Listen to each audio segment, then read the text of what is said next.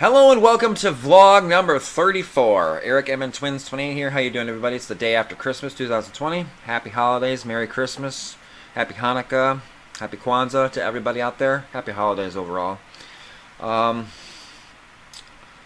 This vlog is going to be a little bit of a rant for me. Christmas was great. Got to spend time with my family, my 5 kids over the last week or two, off and on. And my 2 daughters from my first marriage yesterday. First 7 hours that I was allowed to have. We switch off Christmas and Easter. My ex-wife, number one, and I do.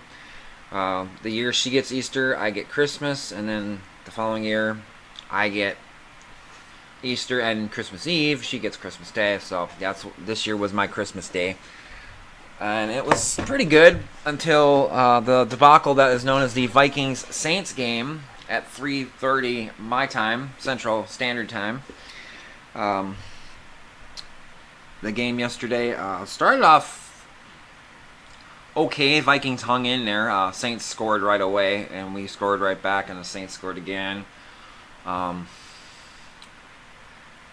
They hung in there for a while until the end, and then New Orleans just ran up the score, and it was embarrassing. It was downright embarrassing.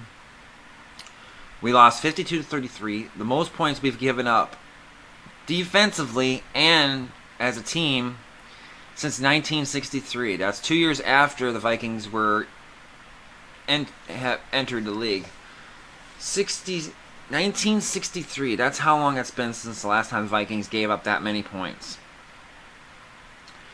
And last night's performance for a coach like Mike Zimmer, who says he's never had a bad defense, who's a defensive-minded guru, for his defense to come out like that and get shellacked for 52 points, get embarrassed by one of the most hated teams in the NFL since 2010, the whole Bountygate thing. Probably one of our biggest rivals in the playoffs to date. I mean, we've had their number. I mean, in overall history, we've owned the Saints. There's no doubt about it. We own them big time. We beat them in the late 80s, I believe, in the playoffs, and a couple times in the 90s. And then they kicked our ass with help and by cheating in 2010 NFC Championship game. The low-high hit on Favre. The BS pass interference call to set up their game-winning field goal, which was not a pass interference. The ball was 10 yards over the head of our defender and their tight end, and they call a flag. Bullshit. The fact the flag wasn't thrown against the Saints when they did the low hit on Favre, but just that whole Bountygate thing, and then the fact that they just got a slap on the wrist. They went on to win the Super Bowl, they got a slap on the wrist, didn't get the title taken away, which they should have, because it wasn't just the Vikings they did that Bountygate crap to, it was other teams, but whatever. Sean Payton is the biggest asshole head coach in the league. And of course, then the whole 2017, the miracle, the Minneapolis Miracle, when the Saints went ahead and Peyton again was mocking the fans and our skull chant and doing this, and we came around and kicked their ass. And then again, last playoffs, last year, everybody was on the Saints bandwagon again. We're going to kick the Vikings' ass. We're going to go to the Super Bowl. We're going to do this and that. And I did my own vlog on this. And I said, pump the brakes here. We own these guys. We're gonna beat the Saints, and we're gonna beat them fairly well. And of course, I had a couple trolls from the Saints fan base make comments saying I was out of my mind. I don't know what I'm talking about. And guess what? Vikings went into New Orleans, and we beat their ass and won the game. And of course, Saints fans said, "Oh, Kyle Rudolph pushed off."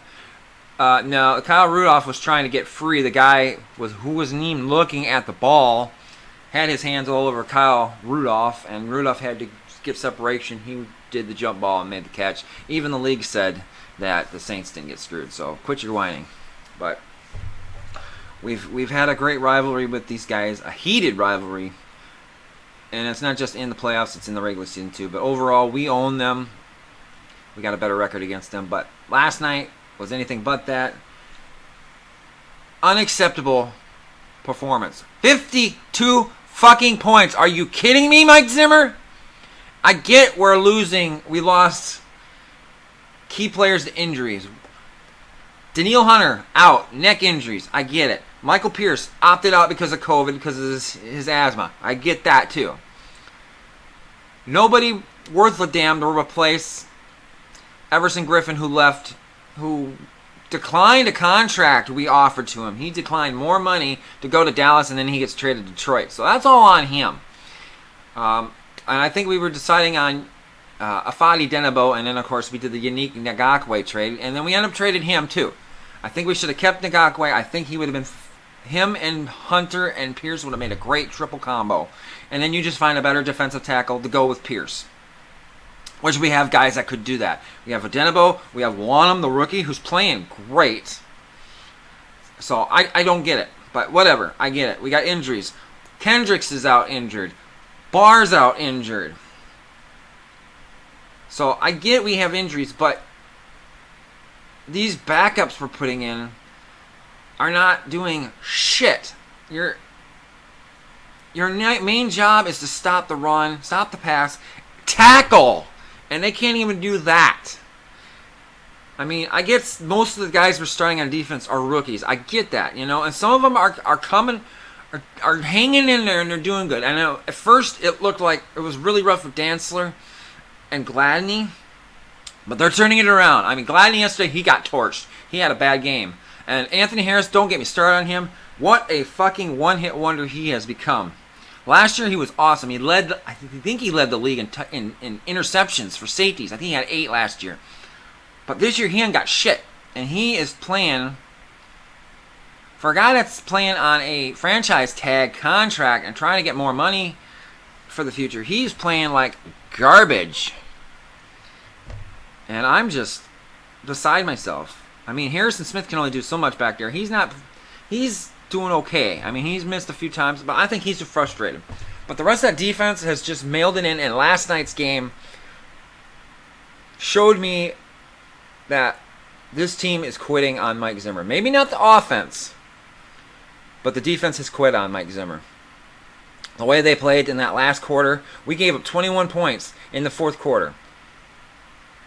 Here's our point scores from first quarter to fourth, and I'm looking at the stats right now. For us, we scored 7 points in the first quarter, 7 in the second, 13 in the third, 6 in the fourth. And by the way, Dan Bailey missed another fucking extra point. Cut his fucking ass after the season. I understand they're not doing it now because it's late in the year. You're not going to find a punter or a kicker. So season's over for us now. We're 6-9. So let Dan Bailey kick against the Lions next week, close out the season, and then give him a pink slip. Cut his ass. But here's the Saints. First quarter to fourth. 14 in the first, 10 in the second. We held them to 7 in the third, so we did a good job in the third, but then we gave up 21. This run defense is trash. And what really pisses me off, not just allowing Alvin Kamara get 6 touchdowns against us, a record that was previously set back in the 1920s by the St. Louis Cardinals, I believe. I can't remember the name of the player. But I saw the stat. It was 1920s, late 20s, 29, I think, was the record of 6 touchdowns by one guy. And then Taysom Hill, the gadget player, he got a touchdown run too. I'm surprised they didn't give that to Kamara and make it an even, make it 7, but whatever. And then, of course, at the end of the game, the Saints get the ball back, and they're still throwing it. Either they're up by 20. You could easily just take a knee or just run the clock out and just say, okay, that's enough. But Sean Payton, of course, he wanted to stick it to the Vikings and stick it to Mike Zimmer, and he did that. But fuck you. But I'm not ranting on the Saints anymore because, their defense sucks as bad as ours. Maybe not as bad, but their defense is not going to take them anywhere, and I predict they will be out of the playoffs fairly quickly. And as painfully as it makes me to say this, I absolutely hate cheering for division rivals, especially the Packers. But the Packers are the team to beat right now in the NFC, and I would not shed a tear if the Packers went in and it destroyed the fucking Saints, and I actually might cheer for them. And yeah, that's the one and only time I'll do it, because right now, New Orleans is the most hated team on my list right now. And it's not just because of the way they've played for the last 10 years. It's their cockiness, their coach, their players. They're in the players were talking trash and taking dirty shots at our players yesterday as well. But so this might be the one time in my life I will actually cheer for the Packers, and that's when they face the Saints. And I hope Aaron Rodgers throws all over that shitty ass New Orleans defense and takes them to the woodshed. I'm not going to cheer for the Packers in the Super Bowl. I'm not going that route. I'm actually picking either Arizona or Cleveland. I think Cleveland suffered enough. I think they deserve a shot. Stefanski's done a great job. I wish we would have kept him as our head coach. They should have fired Zimmer last year or traded him to Dallas because Dallas wanted him. We should have kept Stefanski, and this is the third good, great coordinator we've let go that I can recall in our history. Tony Dungy was the first one, and then Mike Tomlin was the second. Everybody might say, oh, Brian Belichick was good. He was only good because of the players he had. I think Belichick was overrated, but whatever. But yesterday was disgusting. We gave up 583 total yardage, 319 through the air, 264 on the ground. Completely unacceptable. If I'm Ziggy Wolf, I'm livid right now. That was an embarrassment performance yesterday. And with one game to go, if I'm the owner, nobody is safe from Black Monday, the day after the regular season ends. That's the day coaches get fired that don't make the playoffs. And I know we just signed. I know the Vikings just signed Zimmer and Spielman to 3-year extensions, but after that performance and the fact they have yet to rebuild this offensive line to protect our quarterback, who still has no pocket presence, the fact they didn't rebuild the secondary that was decimated because they let Xavier Rhodes, Trey Waynes, and Mackenzie Alexander all walk. I mean, yeah, Gladney and Dantzler, they're probably going to be good, but it's going to take a while for them. But you let some veterans go. We don't have any veteran presence. Mike Hughes is out yet again this year with another neck injury, who I think is probably going to be done. This is the second year in a row for neck injuries. We got a defense that's decimated. We got an offensive line that is trash again for how many years now has it been? Heads need to roll. This is ridiculous. You can't keep trotting players like Dakota Dozier, Drew Samia, and Shamar Stephan and Jalen Johnson out there when they're obviously trash. Oh, and Chris Jones. Don't get me started on that piece of crap. And this performance just proves that Mike Zimmer is one of the most overrated defensive gurus of all time. Heads need to roll. If I'm Ziggy Wolf, I'm throwing pink slips left and right. Black Monday, day after the season ends. They need to go with something different. They need an offensive-minded coach. They need to get a different scheme in there. This scheme that we're running right now, this run-first mentality, has not worked. This is not 1990s, 1980s. This is 2020, almost 2021. The teams that are in the Super Bowl or always in the playoffs are the teams that have a pass-heavy offense. Yes, we have Dalvin Cook. I get that. But you have other weapons you need to go to, too. You can't keep relying on Dalvin Cook because you're going to run him in the ground like you did Adrian Peterson. We've seen this story before. Adrian Peterson almost broke Eric Dickerson's record, and then they continued to run him in the ground, and then he hurt himself, and then the rest is history. Now Adrian Peterson's wallowing away, a shell of his former self in Detroit. And I wouldn't be surprised if Adrian runs over us for 100 yards. He's got to be licking his chops right now. This would be a great comeback game for him. Zimmer needs to go. I supported him for so long, but I can't do it anymore. This is ridiculous. It's time to change. We need an offensive-minded coach. We need somebody like Eric Bieniemy, someone that can turn this around. We need to rebuild this offensive line. We have the pieces. Don't get me wrong. We got players I like. Brian O'Neill, even though he's having a down year from last year, He's good. Ezra Cleveland, he's a rookie. He's originally a left tackle, but because we have Riley Reef over there, who's having a great year, mind you. Last year was pretty rough. But Cleveland's come in to play right guard because guard's been a piss-poor position. Cleveland's done okay. Last couple games, though, he's been getting pretty worked up, but he's the future at left tackle. Bradbury, he's been okay, but he's been getting his butt whooped a few times here. But everybody else is trash, minus Riley Reef, who's having a great year. I almost would see if Reef would come back next year, and I would stick Cleveland next to him at left guard next year. But if they decide to cut Reef because of cap casualty, well, then you stick Cleveland at left side. But they got to do something they need to do something at the guard positions. Kyle Rudolph, I'm a big fan of his. He's been a great Viking, but his tenure's up because Irv Smith had his coming out yesterday. 2 touchdowns, almost had a third. And Trevor Conklin, the backup, he's been great too. He's a younger version of Kyle. He's built like Kyle, but I think he's a better blocker, and he can catch and run, and he doesn't like catch and drop down right away like Kyle does. But I love Kyle, but I think it's time to pass on him. It'll be a cap casualty. Hopefully, maybe we can trade him for something, but I doubt it. It's probably going to be a cut. But right now, I would go with Smith and Conklin. And the quarterback position, of course, that one's the hot topic. I mean, I personally think we need to move on. I know it's going to be hard, but we need a mobile quarterback. We need somebody that can extend plays, especially this O-line the way it is. We need somebody with better pocket presence, somebody that can move around a little bit, dodge a blitz, and make a smart decision to throw it, and not be afraid to check out of certain plays. And I think that's another thing about this coaching scheme.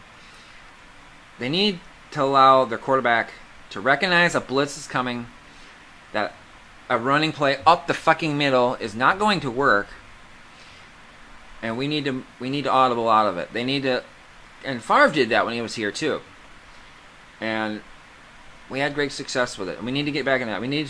We pay the quarterback $30 million, and you don't let him make those decisions. Well, what's the point of having a quarterback pay that much if you're not going to let him do his job? That's his job, is to lead this team and recognize, okay, we got the box full of 8. They're going to bring at least 3 or 4. I need to switch out. If I can switch it to like a drag route or a flag route or a slant, I got a shot to get extra yards up the middle because there's not going to be anybody there because they're all coming at me. We need a quarterback that's not afraid to play in shotgun. Kirk Cousins, I don't know what it is. I've heard this before, and people have confirmed. He does not like shotgun. We need shotgun plays. Give him some extra time to make a play.